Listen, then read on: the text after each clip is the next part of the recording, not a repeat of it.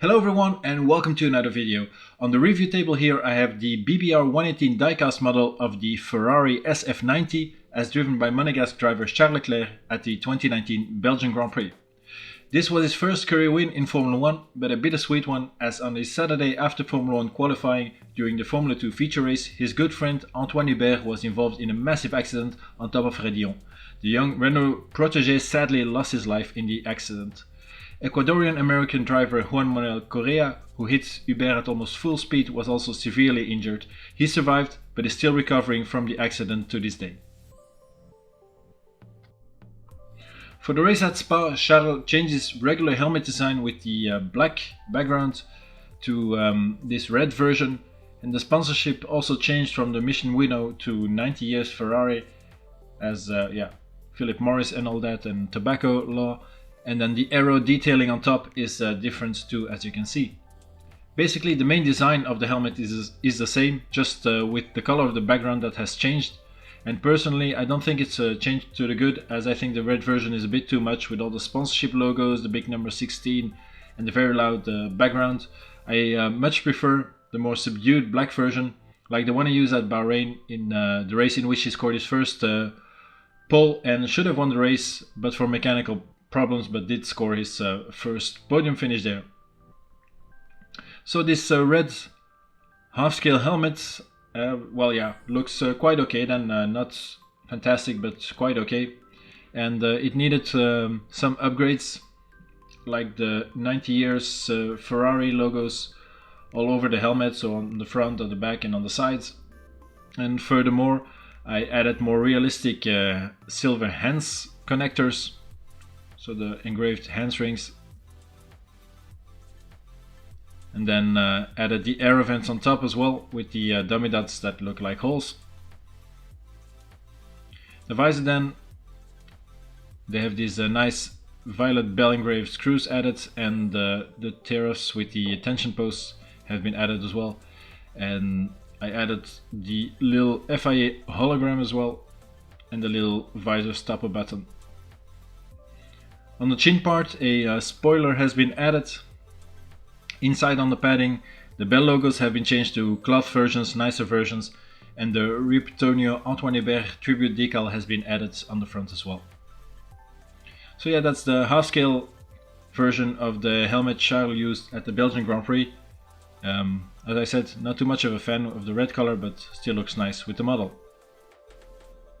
But let's move to the model car then. So this here is the Belgian Grand Prix version from BBR scale 1/18. They also produced some other versions of the Ferrari SF-90, like the Australian Grand Prix car, the race in which Charles made his debut for the Scuderia, the Italian Grand Prix winner, and then this version, the Belgian Grand Prix version. And then there is also a qualifying version of this Belgian Grand Prix car, which is basically the same, but with different tires, different color Pirelli sidewalls, as he then ran on the red softer compound.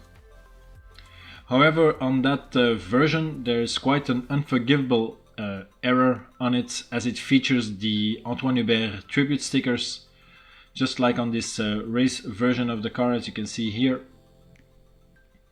And it's quite incredible they didn't think it through, because the accident that claimed the life of Anthoine Hubert only happened after Formula 1 qualifying, so it shouldn't have the stickers on it, on the bodywork and the steering wheel and helmet. So yeah, quite a big fail from BBR there.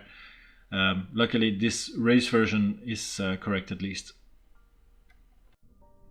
Rival Italian model making brand Looksmart also produced this SF-90 model, and although they are very comparable at first, there are quite a few differences, minor differences, but still they're there. And I chose the BBR version of the model over the Looksmart for quite a few reasons. Firstly, this BBR model is cheaper, and that is because the Looksmart version comes with a display case, and BBR does have a version of their own with a display case, but then in turn it's more expensive than the Looksmart. But since I don't use the display cases for my models, I went for the cheapest version of the car, bar from the Barago toy cars. Secondly, I think the overall details of the BBR are slightly better. Now, I haven't seen a LookSmart version in real life, but from the pictures that I saw, I can tell. For instance, the body panel lines, they are much nicer on the BBR. As you can see here, they're very nicely done. Especially the rivets are very nicely done, and they're colored in, and they look more real, as on the LookSmart is just, well, they're just red dimples in the bodywork. So yeah, here on this model car, very nice detail there. The third and final reason are the wheels, and on the BBR they're very nicely replicated, much more detailed than on the LookSmart, the tires and the rims in particular. And yeah, we'll have a look from up close later on. So yeah, so these are basically the reasons why I prefer the BBR version, although I think quality-wise they are more or less the same, so yeah, you can't really go wrong on either one. But I just have a slightly better feeling about the BBR version of the car, hence why I bought this one. Now let's have a closer look at the details of this model car, and let's start at the front. The wing then has these nice cascades in it, which looks nice. They're not cut out, but they have this carbon fiber detailing on it, which looks like they're cut out. And you have then these beautiful aluminium colored slot gap separators, and the little tire sensor even on top of the upper flap. The end plates then of the wing looks good, with a cutout part there. And you have these little dots there at the front representing rivets, which looks nice. And then the foot plate has this little turning vane in it, which is a nice detail. The nose then should have a little hole in it, but on the model it's just a black dot. So yeah, a bit of a shame. These gills behind are nicely cut out, and they look pretty good. And you can also spot the inlet for the S-duct behind these gills, which basically feeds, well, is an aerodynamic thing which feeds air through the nose and comes out on the top of the chassis through that slit there in between those little antennas. One thing I didn't like first on the model is the way the cameras are mounted to the nose, and as you can see there's quite a noticeable gap in between. I do like the two-tone of carbon fiber decal on it, but yeah, the nose, I thought it should have some kind of shroud around it, like here on the suspension, to the part where it connects to the nose. But actually BBR have done it right, and that's the way the nose cameras look in real life. And the LookSmart version, for instance, has a shroud around the camera, which looks cleaner, but is not correct. The suspension then, as mentioned, does have this shroud where it connects to the bulkhead. It has carbon fiber texturing in it, which looks nice. It looks better than on the LookSmart. And then underneath you have these turning vanes, which with quite a few slots in it, but only the first slot is cut out. The rest, well, they aren't for some reason, but yeah, still looks okay. But I think on the LookSmart version they're all cut out, but yeah, as I said, it doesn't look too bad. The wheels then, and as I said, my favorite part of this model, first of all, they rotate, which is good. LookSmart has the wheels fixed in this horizontal position, showroom stance, let's say, and I prefer when it's in a random position. The sidewalls of the tires are just excellent, just like on the SF-91H from 2017. It has these textures, lines, and lettering in, which is just gorgeous. And like always, I added extra details like extra markings in the barcode decals for extra realism. The detailing on the rims is just excellent. As you can see, there's a little tire pressure gauge and a valve, and you have the same on the rear wheels as well. So the little pressure gauge there and the little tire valve somewhat deeper in the rim. The color of the rear wheels is also quite accurate, I'd say. It's a bit of a dull down silver, and the front wheels are slightly brighter, maybe a bit too shiny and too silvery. And the LookSmart is even worse in that regard, with pretty shiny rims all over. The central locking nut is not hollow anymore and only has a colored ring instead of being fully colored in. The ring is red for the left side and then blue on the other side, and the same goes for the rear wheels.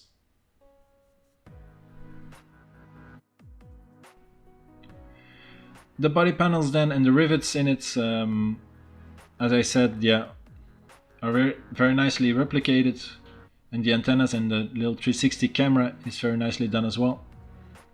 And then this little electrical warning light is nicely done with that photo etch part in it. The barge boards then are very complicated but nicely detailed, with all these slits and parts and turning vanes to it, and the double decker wing is very nicely done, looks aggressive. And then you have this big aluminium strengthening piece, which kind of looks like a handle, is very nicely done too. Behind the barge boards then you have these wings, let's say, sticking out of the floor, which has cutout slits in it, which is very nice of course. All of the aero parts in front of the side pods then look detailed, and the actual inlet of the side pods is quite hidden away behind it all. And the opening is pretty high up and quite narrow. There's quite a severe undercut as well. I can actually fit my whole finger in between the gap. And this aero arrangement is something Ferrari kind of pioneered back in 2017 with their SF-91H. Moving towards the cockpit then, and I don't really like the way the halo connects to the front of the cockpit, as there's this quite noticeable seam. Also the lower part should actually, well, it had a camera inside, as a lot of shots from the race came from that angle basically. So, but on the model it's just a red part and not a black dot or anything to make it look as if there's a camera inside. The halo itself then is nicely done with the two-tone carbon fiber texturing on it, and the way it connects at the back is much nicer than how it does at the front. And also behind that part you have where you have the Racing for Anthoine tribute decal. There is this opening, which usually is just a flat solid piece that's just painted black, but on this model it's an actual gap. As you can see, I can put my toothpick in it, so that's a pretty nice little detail. The cockpit then looks really nice. The helmet of Charles looks pretty good, I think. And the figurine is nicely detailed as well, a bit hidden away of course by the halo. But the seat belts, they're a bit plastic looking maybe, but they still look okay, especially with the photo etch belt buckles. And one part of the cockpit I really like as well is the steering wheel, quite important of course. And it's the correct shape and has quite clear dials and decals on it. So yeah, and I also really like the way the hands of the driver really clench the wheels and are not floating around it like on most other models. The detail then behind the steering wheel is pretty nice too, with the pedals, the gearbox pedals, and the way the steering column connects to the bulkhead is very nicely done.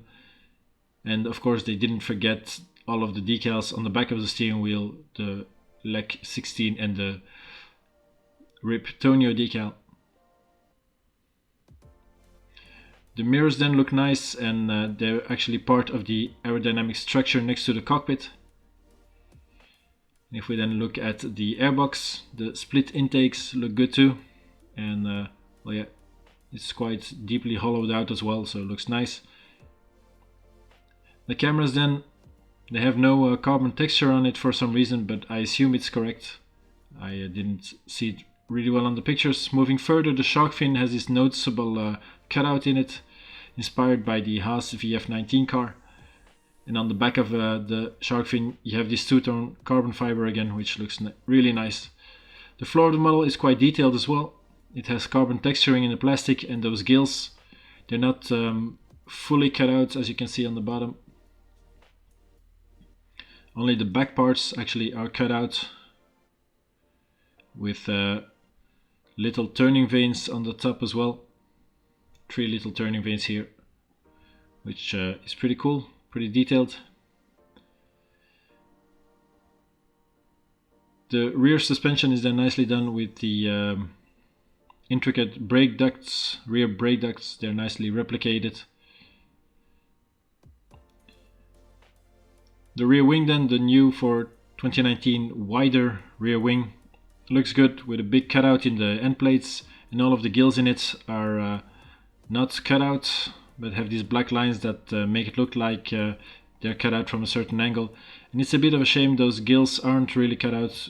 Same goes for the ones on the bottom of the end plates, and weirdly enough on the earlier versions of the car BBR did do cutouts, so why not on this one? It's a bit of a shame. The DRS system on the main plane looks good in the carbon fiber texture, and those wing pillars, they aren't carbon fiber textured for some reason. The main plane of the rear wing also consists of 2 separate pieces, so you see this gap in between, which is nice, and no working DRS gimmick anymore on this model like on the previous versions. The exhaust of the car then was pretty shoddy. It should have been 2 separate pipes, one for the exhaust on the bottom and one for the wastegate on the top. But yeah, the top one wasn't even a real hole, but just a dimple in the plastic, and then fully closed. It wasn't even, yeah, black colored in, and I had to actually drill a hole myself to make it look somewhat presentable. And then I'm not even talking about the fact that it should be 2 separate pipes and not these fused together thing. But yeah, the rest of the rear structure is quite good. And detailed with these yeah, little arms, let's say, and then these little flick ups on the crash structure, which is also nicely carbon fiber layered, and then this little lip spoiler on the heat shield over the rear light looks really good as well. The diffuser then is also quite detailed with these separate parts attached to the top of it, and yeah, it's pretty good. So yeah, all in all, I'm quite happy with this model car. It's a job well done from BBR, except for the terrible exhaust. But yeah, they can be forgiven for it, I guess. And together with this mini helmet, it makes for a mighty set. So this was my review of the BBR 118 Diecast Ferrari SF-90. Thank you for watching this video. I hope you enjoyed it. Make sure you subscribe to the channel if you do like these kind of reviews, and I hope to see you soon in the next one.